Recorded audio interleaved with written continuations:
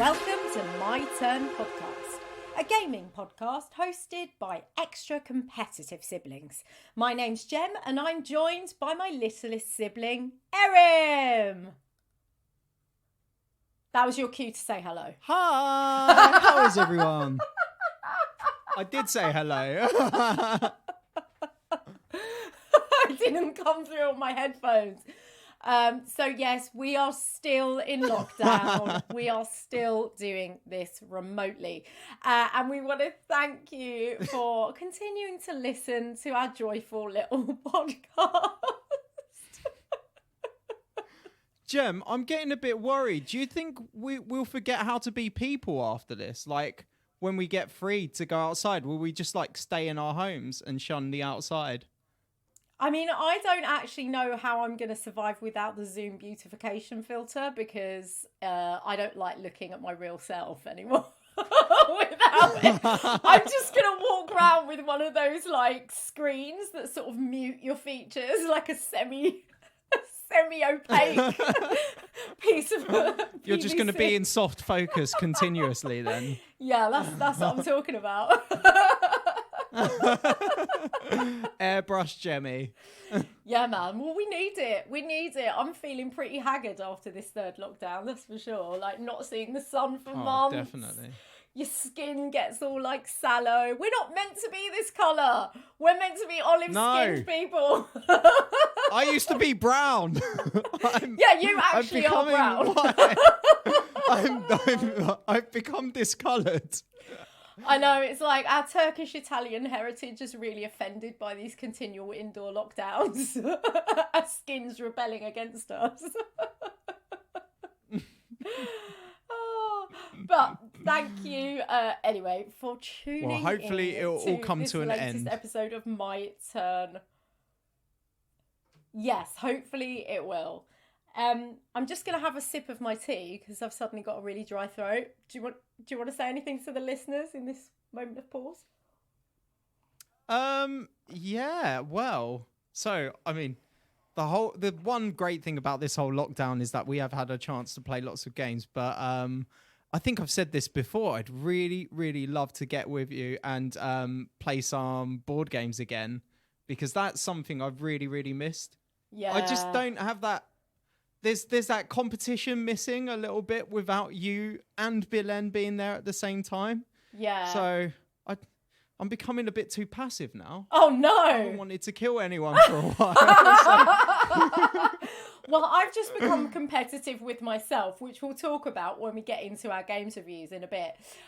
So yes, this is a gaming podcast. We talk about games we've played. At the moment, they are mostly online digital games or indeed video games. And we review them in our scantily researced stupidly We're not very professional, ways. let's be honest. But we love games and we also love our listeners. So Erin, I wanted to start the podcast by just reading out a couple of our recent reviews. So thank you. If you are a listener, it really, really helps us if you do leave us a really good review and a 5-star rating on iTunes. It really, really helps because as an independent podcast, there's a lot of podcasts out there. It just helps us sort of get out there and find people like us who are just nerds that love gaming. And we really want to connect with more people. So if you have time to do it, please consider giving us a 5-star review on iTunes because it really helps. Speaking of which, our last review, Erin, really lovely, says, the enthusiastic charm of the podcasters is very evident. It's like listening to the warmest family conversation about games and the reasons why loving them is so right. Oh, that's really sweet. Have they actually listened to Yeah. it? Oh, okay. So thank you. I believe that was John. So I think that's someone I know. But thank you very much. It's not someone I know very well, but it's someone that I did an online event with. And that's just the loveliest review. So thank you so much. That makes this so worth it. Thanks, John. You're our best Yeah, friend. we love you, John. And in fact, I've actually invited John to join us on an episode because John has something like 350 board games in his house. How? Exactly. Does he have a room for them? Yeah, I think so. He had to have an extension built just for his board games. Yeah, I was like, can you build forts with the board games? You've got so many. That's what I would do. A game out of board games? Yeah, I mean, that's something to gamify right there. So we'll have to get him on at some point to talk about that. So that's brilliant. We also have another review, Erim, and I'm going to read this to you. Let me know what you think.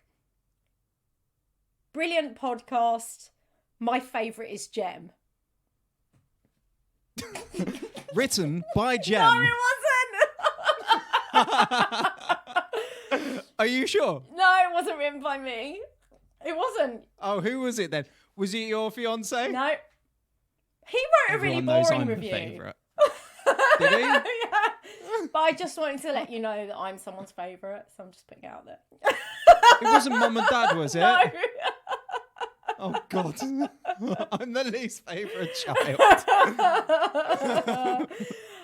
Well, that's nice, but I'm going to be the favourite one day, I'm sure. We just need more reviews and then... Do you know what? Let's gamify that. Who can get the most favourites? Okay, the challenge is on. If you listen to this podcast, pick a team. Mine, obviously. If you're a good, Team educated E. person, you'll be picking me.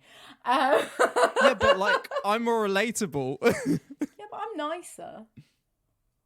How are you nicer? I like unicorns. During our last episode, when you and I were together, you were telling me about how you like being a bastard in Sims 4. That's Sims. That's different. That's not real life.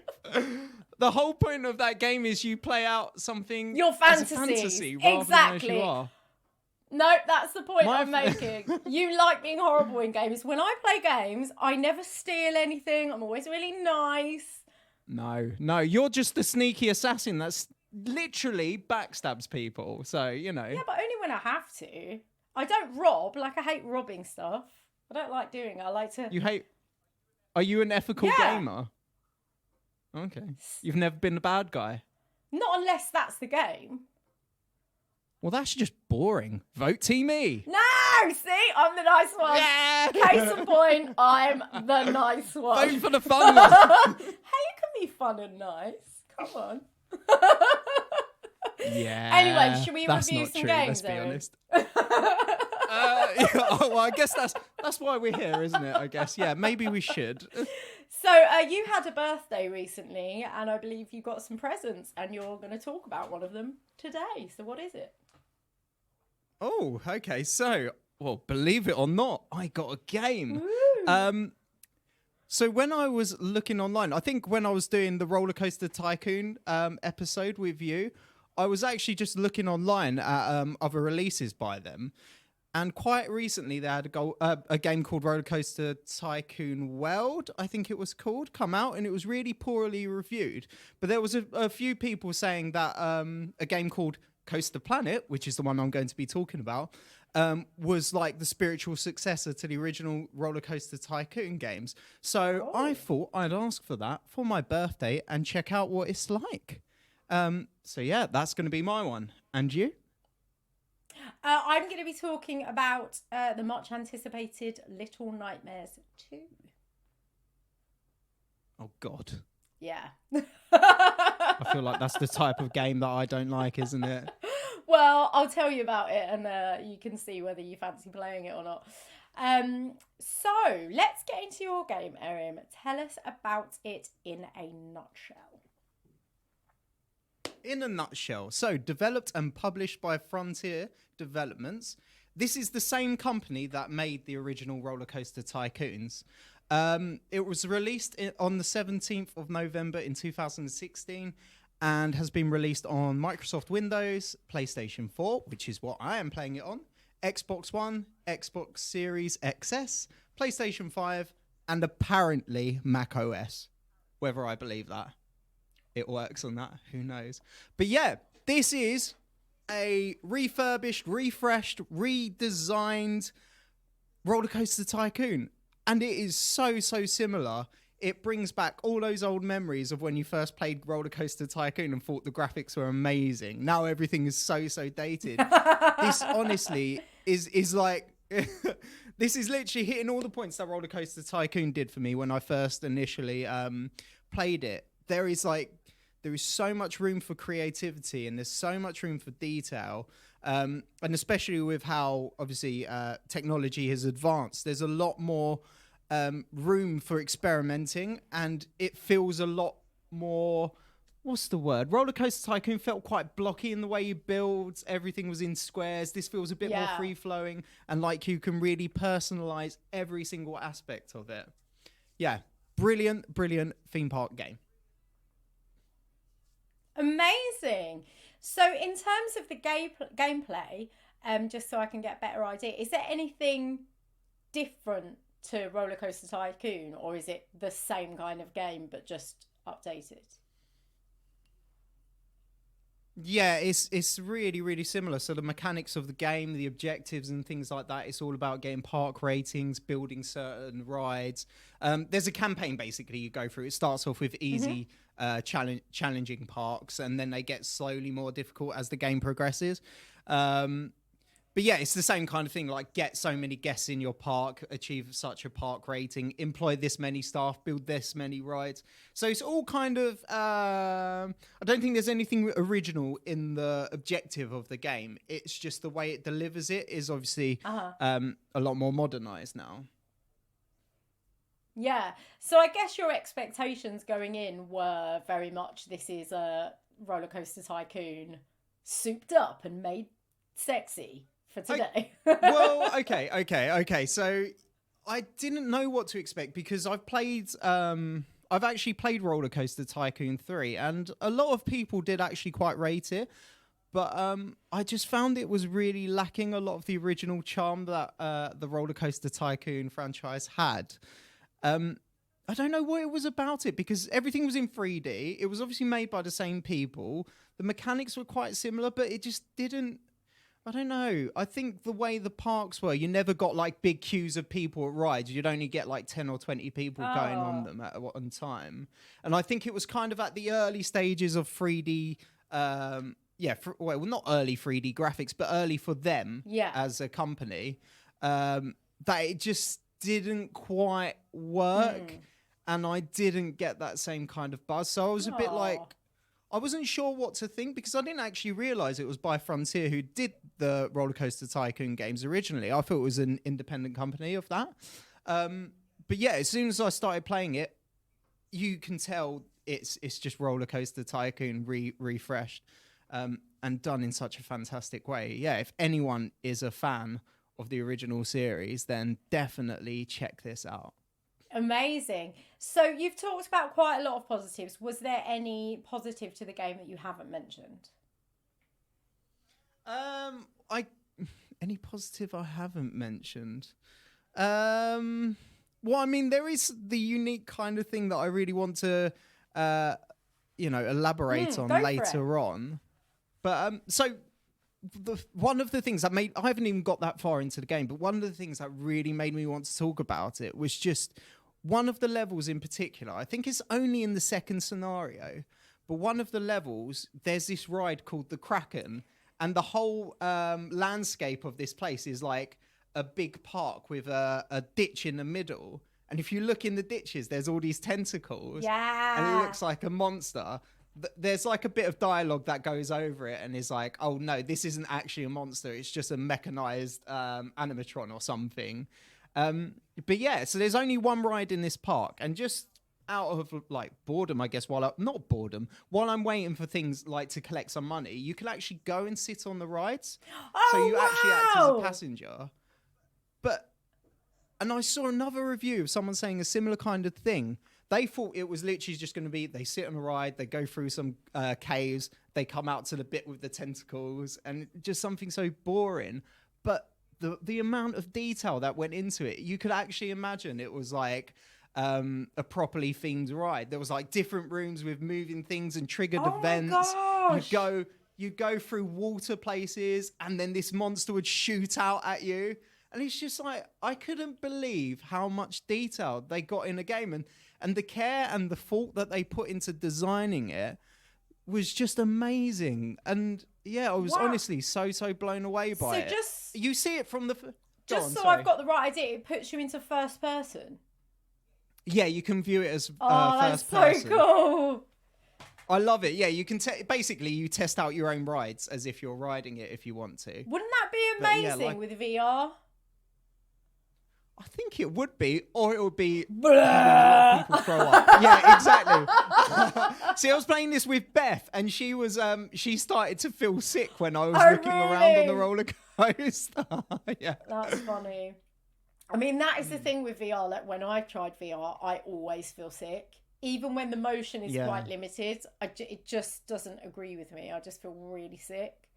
So that, I mean, it would be fun as long as your head doesn't turn from side to side. Like if you're going straight, it's okay in VR. But when you're like looking around and moving at the same time, that's when your stomach goes out of your head. Yeah, but then you get the real world roller coaster experience of throwing up during but roller coasters don't make me throw up.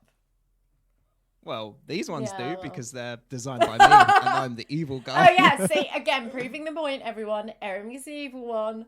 I'm the nice one. Well, you know, E for evil, I guess. It kind of works. But yeah, Team E, come on.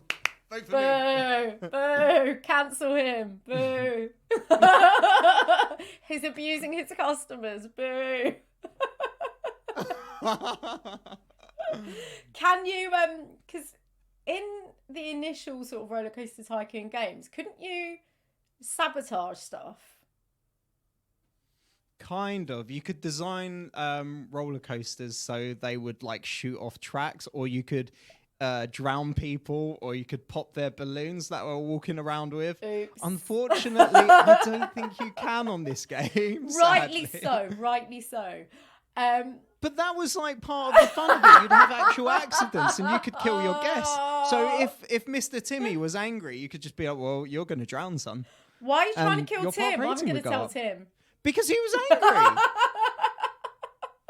He'd be like, oh, there's not enough food in this park. And you'd just be like, well, you're going to die. So you don't respect other people's points of view and opinions. You're so cancelled, Erim. Not in Rollercoaster Tycoon. Cancelled. Yeah, but this is when I was like 10. Now I'm a 32-year-old man. You know, well, maybe I'll accept a little bit more. But this game doesn't let you. This is a problem with all this cancel culture. They won't let me kill people in my games. Rightly so. You heard it here first. I am the goodie. No, so with regards to your sort of enjoyment of this game, is there anything that you didn't like or you're finding a bit more on the negative side? Not really. I think the only things that I would say that I didn't like are more to do with the medium that I'm using to play it on, because I'm playing on PlayStation. The controls can be quite finicky because obviously you want like pieces of track or paths to line up, and being able to control that with a controller isn't the best. It's not terrible, but it's nowhere near as efficient as something like playing with a mouse would be. Yeah. So yeah, there is a little bit of that, and sometimes like to complete a roller coaster, to get one point to meet another can just be a little bit tricky, and same with paths. There's not really, I've not found anything significantly negative about this game at all, other than potentially it's a bit easy, but I'm kind of not in it for the challenge. I'm in it for more creating a park and just, designing my own little world, really. Yeah, and it's escapism, isn't it? That's what these games are. It's creative escapism. And in your case, also being a bit sadistic when you can be. I can't in this game. I have to be nice. So here's a question. With the updates on this game, maybe I'm overthinking it, but have they added anything with like saving the planet in mind? Like, can you make your theme park green? Well, I mean, you could colour it green with grass. I was just thinking, because The Sims have like an eco pack now. Yes, The Sims 4 has like an eco, like green living pack. It's what Sammy was telling me when we Why? did. I don't know. It's just part of the world we're living in. And I remember in the old. But you're not causing any pollution by playing Sims, really, are you? No, I think it's so that your characters can live green. That's what I mean. So, like, in the old Rollercoaster Tycoon, wasn't there, like, an objective to build more trees and have more park area or something at one point? No, it was only really things like expanding your park and, again, park value and things like that. Though scenery is taken into account, actually, with this game. So if you've just got a boring, like, park queue or a queue to a ride or something like that, guests are less likely to go on it. So if you actually design your paths leading up to your rides and your queues on your rides, it actually entices more people to go on it. So there is an element of, if you actually take a bit of care in the design of your park and make it look nice, you do get a bit of a reward to it as well. But there's not any, I've not come across anything. So you about, don't like put recycling points in and. No, you put bins down. It's old school. You have one bin for everything and a janitor clears it all up. And I don't think there's any vegan food places. Oh my gosh, why? I know. What's wrong with these people? Maybe we should complain. Was there anything else of note that you'd like to mention about this game? No, the thing that I really wanted to mention of note was the detail that went into it. And even though that particular scenario that I explained before was like, really, really going the distance in terms of the detail gone into it. Even from the first level, the way they themed it, it's like they've got someone who's really, quite design savvy to actually design these theme parks because they look incredible. The first one's like in a little fairy tale castle, and it's so well done. You've got like little, little guards like at entrances and stuff like that, putting what are they called? Halberds across the path and things like that. There's just those little touches that just bring so much charm to this game. Oh, that sounds so really, cute. really beautiful. Yeah, it's so good. It's really, really well designed, and you can tell a lot of thought and effort went into it.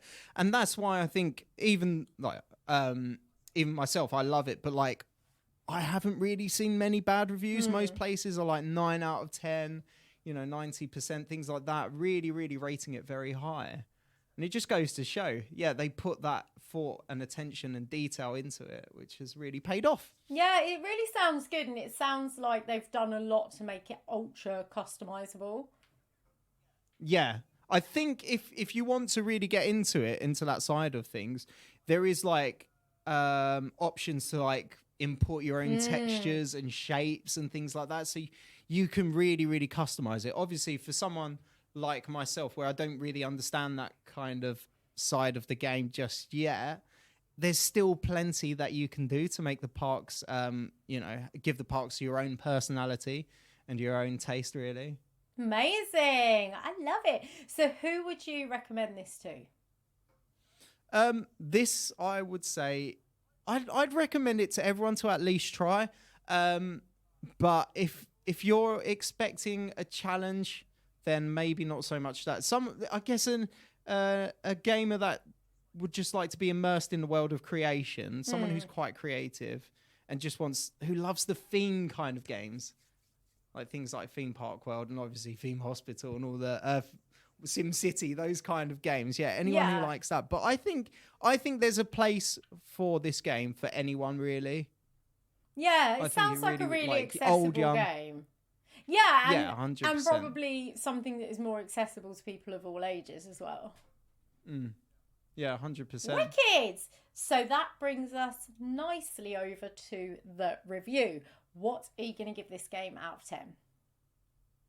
So, 9 out of 10 so far. Like I said, I'm still quite early stages with this game, but I already love it enough to give it that kind of review.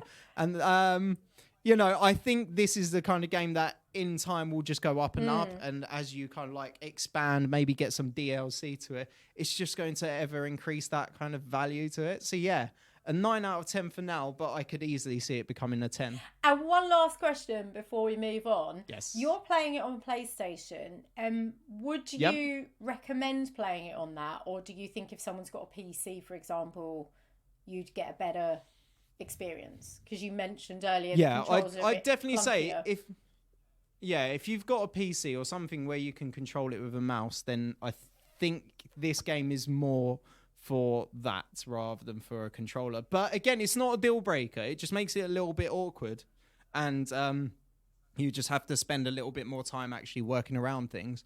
But yeah, any game platform, if you've got a PC, go for it. But if you don't, it's not really the end of the world. I love how you punched your own microphone during that that response. I apologise for the interference there, listeners. Erim like fisted his own microphone. You're so like Sorry, frustrated Mike. that you can't kill the visitors of your theme park that you're taking it out on your poor microphone. Yeah, I just thought I'd punch my very expensive mic instead. I'm not that evil. I respect my music equipment, just not game people. You're so mean. You're so mean. Okay, well, that rounds that review up. Thanks, Erin. No, you're very welcome. And on to yourself. So you're doing Little Nightmares 2. That's right. I am going to be talking about Little Nightmares 2, which is a puzzle platformer horror adventure game, which is developed by Tarsier Studios, published by Bandai Namco. And this is the hotly anticipated sequel to Little Nightmares, which I played and reviewed, I believe, in our first series. So go all the way back in the archive when we still had our other brother regularly appearing on the podcast as well. He's disappeared now. Yeah. He's been lost to lockdown. Yeah. And a girlfriend. We'll get him back when lockdown's One over. day. When we're all allowed in the same room. But yeah, so this game was one that I was really looking forward to because I very much enjoyed the first one. Yeah, so my expectation for this was very, very high. I loved the aesthetic of the first one. I loved the sort of horror platform puzzling. And the sort of the atmosphere, I think, for me was really the selling point, as well as the sort of platformy puzzle element. It's quite similar to Inside as well, isn't it? That kind of low lit, very dull, but atmospheric. Yeah, graphics. And so Little Nightmares 2 is very much of the same aesthetic. It looks the same. They've brought back the musical theme with a slight sort of alteration. So the whole game design is very much a continuation of the first game. The notable differences are that you are playing with a different character. So in the first game, you play a kind of it looks like a little girl. No spoilers for the first one. I'm just going to leave it at that. It looks like a little girl. And that character's called Six. And you now sort of have a character that might look like a little boy at this point, who's called Mono. And you find Six in this game. So Six is also in this game. So this game is different because you have two characters. Yeah. Are they both playable? No, you play with Mono. So yeah, that's an immediate difference. In terms of the actual game style, it's very much the same as the last game. It's a bit longer, not that much longer, but a bit longer. And so I think this game, a lot of people were saying it's sort of like a 5-6 hour playthrough. It's taking me longer. I'll go into why in a bit. Is it because you keep getting killed? I'll go into why in a bit. I've got things to say. But yeah, I think I've covered that. Okay. So that's my Very expectations and the immediate feeling. Okay. So what do you love about this game? What is it doing very well? What do I love about this game? It looks nice. I think the art, the concept, the art style, the character design, it's really not nice to look at because it's designed in this kind of Burton-esque, nightmarish cartoon style. Everything's a bit rickety and a bit misshapen, and characters are really grotesque. Like the characters you're trying to get away from are really grotesque and horrible and very scary. Yeah. So in terms of the horror and the art design, and also the sound design, the sound work is very good on this game. They utilize a heartbeat when you're very close to danger, which is horrible. It's really scary. So the closer you are to the thing that's trying to get you, the louder your heartbeat is. Does it vibrate your remote yeah, a as little well? bit. So I should have hate said when I'm it playing does on that. Xbox. So I'm playing on Xbox Oh, yes. X. Forgot what Xbox I had then. So Xbox One X, not Series X. So yeah, so I'm playing on Xbox. So yeah, it does rumble. What other positives are there? I liked that some of it was outside. The other game was very internal and claustrophobic. So I really liked some of the. Do you actually find out where this game is set then? Well, it's a kind of made up fantasy world. And I can't really, without spoiling the game, I can't really sort of contextualise the characters. And I don't want to spoil the first game either, because I think the first game was only played by people that like those sort of games. And I think with the second one coming out and having a bit more promo, people might go back and play the first one. So I don't want to give you a context, because it's very much the payoff of the character at the end, and I don't want to. Okay, so the story is basically what you're discovering, and that's the purpose of the game. So yeah, not spoil it's it. a loose That's a narrative. shame. It's a loose narrative, but there's a point to the characters being in the situation they're in, if that makes sense. Yeah. Yeah. Tell me more about these nightmarish creatures then, because I remember in the first one there was I remember these chefs in a kitchen that looks really, the chef. I almost thought they were overweight cats. Yeah. And they used to chase after you if they saw you in their line of sight. Or there was some guy with loads of cots with his arms that were about 3 times the length of his body. Yeah, it's the same. That was just creepy. Yeah, it's the same. The character's the same but different. So I think this sort of leads me into things that I didn't like about the game. The game split into 5 chapters, much like the other game. It was split into I think that was 5 chapters as well. And what happens with this game is that it just feels really formulaic. So you've got a bunch of setting to get through. Every chapter is a slightly different setting, but on one continuous journey. And so you have a bit of platforming to do at the beginning. Then you've got to avoid something. Then there's lots of sneaking around. And then there's a really tense moment where you've got to get away from the monstrous thing. So a bit like the cook in the first game. So people with really long arms, weird deformed slugs that crawl on the ceiling. Just weird things, dismembered things, gross things that look like they're wearing something else's skin. It's very grotesque. I don't mind that, but I found the levels, each chapter, really repetitive. I think because it's not different enough from the first game, I would say. So I sort of struggled with that a bit. And I also just found the amount of hiding in the dark in this game boring, dare I say it. Yeah. I remember the last game being more puzzly, but that might be, I've played it years ago, so that might be foggy memory on my part. But yeah, there's a lot of hiding in this game. It's just not that fun. Yeah. Creepy. So it doesn't really present anything new from the other game, which is a bit of a shame and a bit of a missed opportunity, because I think, when you do create sequels, it's good to actually, build upon your legacy a little bit rather than just rinse and repeat. It's bigger and it looks better, and the world building is definitely improved. So I can't fault the design and the architecture of the game. But I felt like the levels were quite repetitive. And what didn't help with that, and this might be the platform I'm playing it on, so I'm going to caveat the rest of my review with the fact that I was playing on an Xbox, and it might be a different experience on a different platform. But my goodness me, the bugs in this game.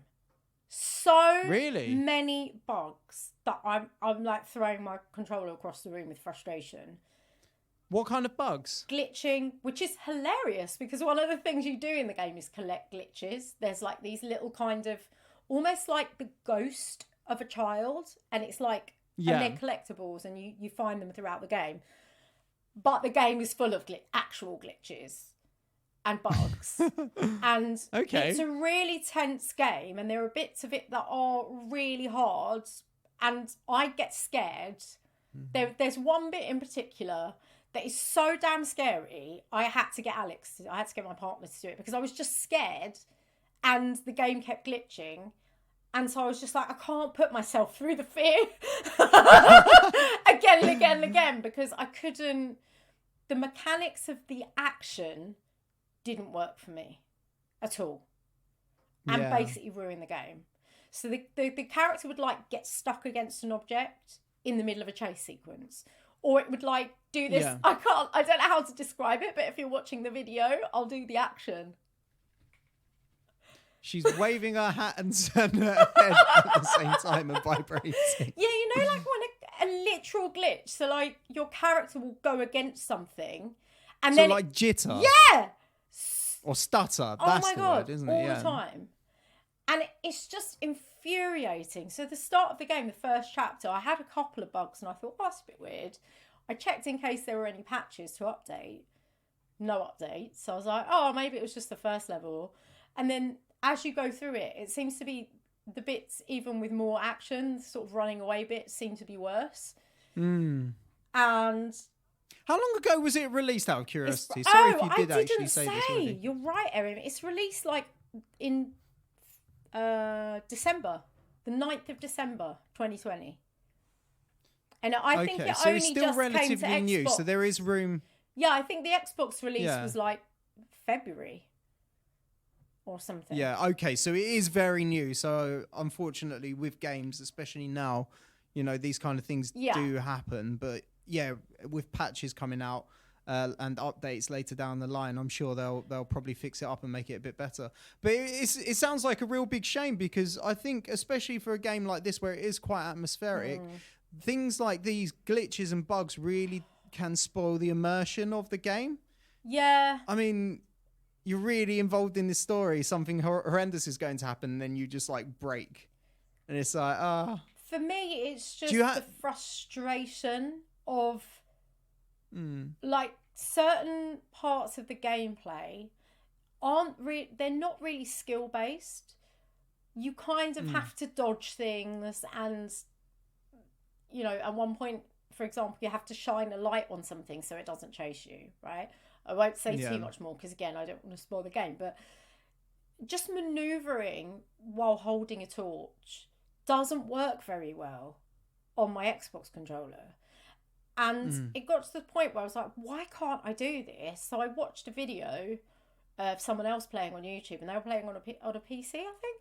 But anyway, it looked like they could basically walk backwards holding the torch, whereas I couldn't do that. I just could not find a way of doing it with my controller.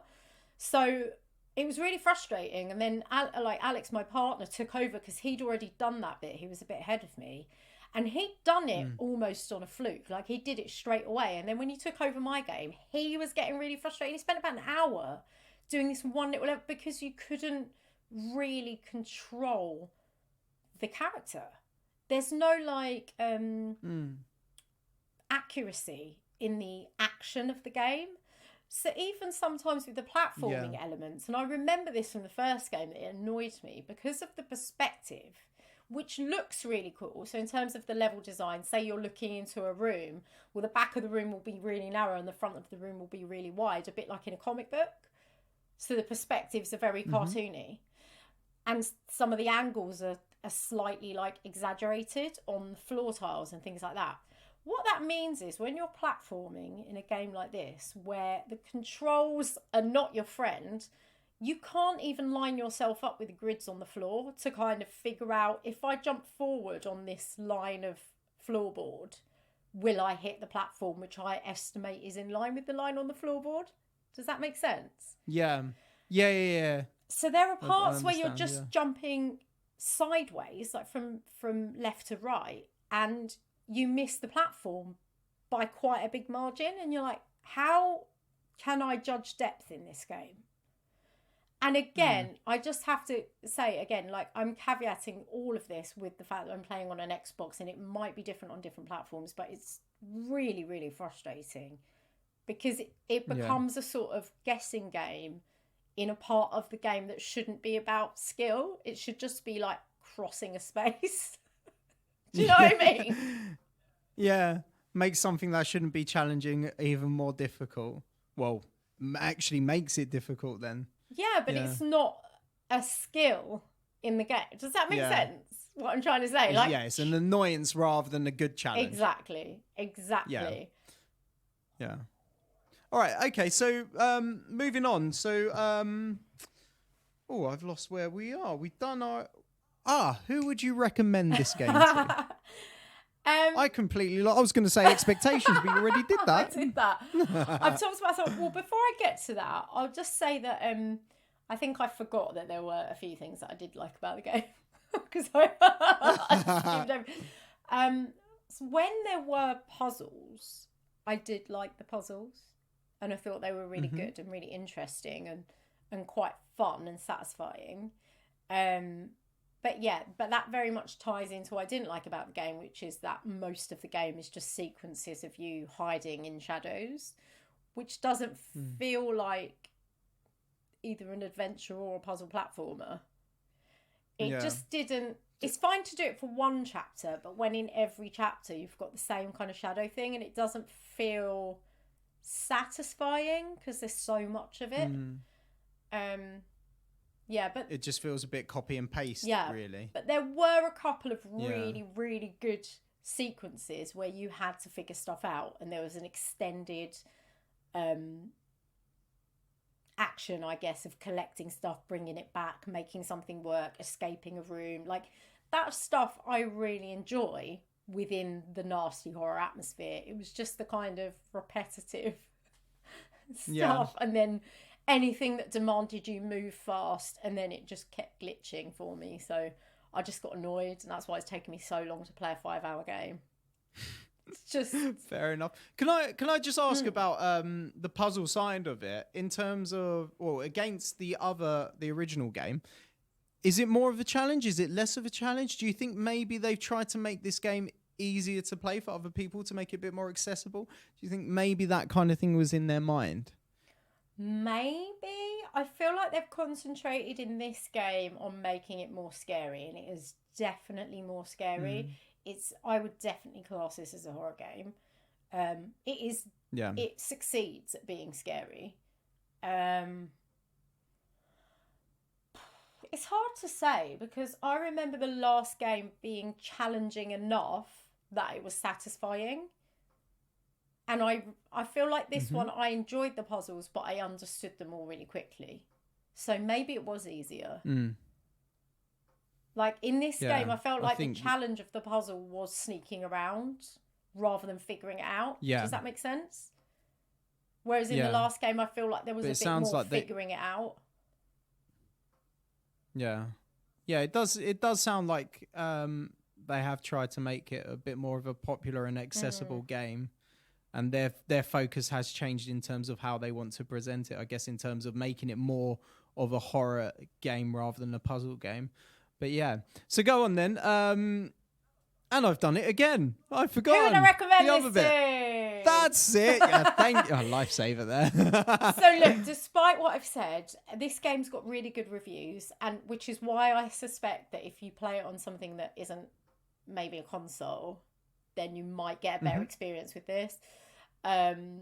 So if you like the first Little Nightmares game, or if you like other kind of puzzle platformers or horror platformers, like Inside and Limbo, it's not as puzzle heavy, and the horror is definitely there. So is definitely one for people that like those kinds of atmospheric games. If you have a console and you don't have any other way of playing it, maybe hang tight and just see if they do sort any of these bugs out, because it really ruined it for me.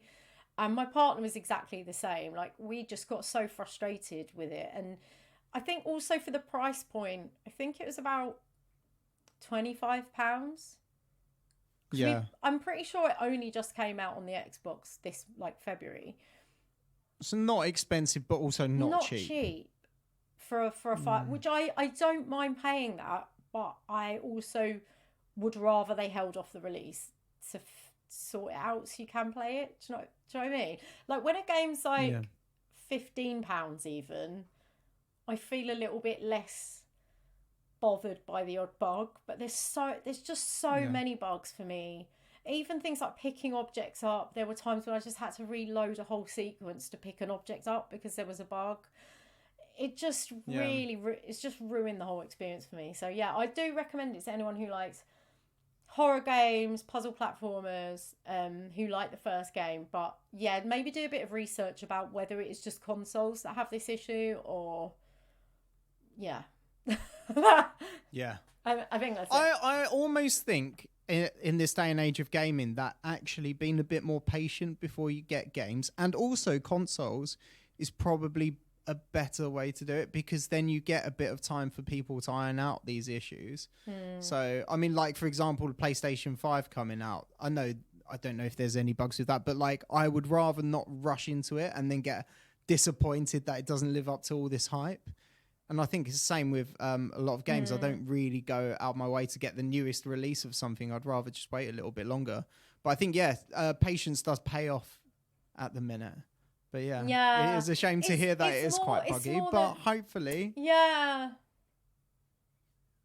I'm sure it'll get sorted out, and I'm sure I would, if I play it again, like in a couple of years, I'm sure I'll have a different experience if it is sorted out. But yeah, I'm going to find it really hard to rate this game, because it's not the game's... It kind of is the game's fault that I haven't enjoyed it, but it's also not the game's fault, if that makes sense. Okay.